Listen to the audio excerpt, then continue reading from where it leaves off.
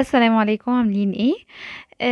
طبعًا كلنا عندنا شعرنا بيبقى كتير محتاج لترطيب، وكتير بنبقى نفسنا نشوفه كده ناعم و ما فيهوش مشاكل. فعشان كده قُلت أجرّب مجموعة الHair X من Oriflame. ولو عايزة تعرفي تجربتي معاها وسعرها وإيه نتيجتها معايا، تابعي الفيديو للآخر. بدايةً كده أنا قُلت أجرّب الشامبو مع البلسم، لإن أنتِ لو عايزة تشوفي نتيجة أي حاجة لازمًا تجرّبي منها الشامبو مع البلسم بتاعها. كانت مجموعة كده، هي طبعًا كان سعرها غالي، بس ممكن لو أنتِ عاملة عضوية هيبقى أرخص شوية. فمجموعة الhair X دي قُلت أجرّبها.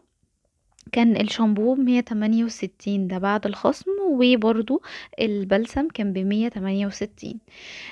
تجربتي بقى مع المجموعة دي كانت إيه؟ الشامبو حلو جدًا، هو أصلًا مكتوب عليه إن الشامبو الاتنين بيعالجوا الشعر التالف والشعر الهلكان، يعني دي المكتوب عليهم كده.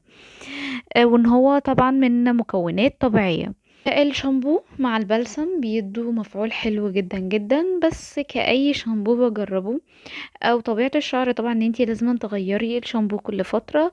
تجربتي بقى مع الشامبو والبلسم هُم كانوا كويسين، يعني ادّوا نتيجة إلى حدٍ ما كويسة، بس مش الواو يعني، مش اللي هُم يستاهلوا سعرهم.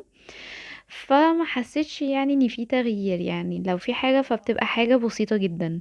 هو ده الصراحة اللي لاحظته. لاحظت كمان إن أنتِ عشان تستخدمي الشامبو لازمًا تستخدمي البلسم بتاعه معاه، يعني ما ينفعش تستخدمي الشامبو من غير البلسم بتاعه، أو ما ينفعش تستخدمي الشامبو ببلسم تاني، لإن جربتها الصراحة ما نفعش، مع إن يعني عادي. يعني عملتها مثلًا مع حاجات تانية وكانت عادي.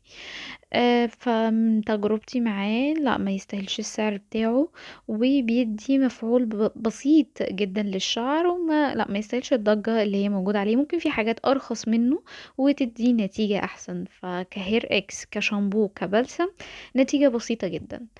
يا رب أكون أفدتكم، ولو دي أول مرة بقى تشوفوا القناة متنسوش لايك وشير وتشتركوا فيها عشان بنتعب جدًا في الفيديوهات دي، وأشوفكم في فيديو جديد.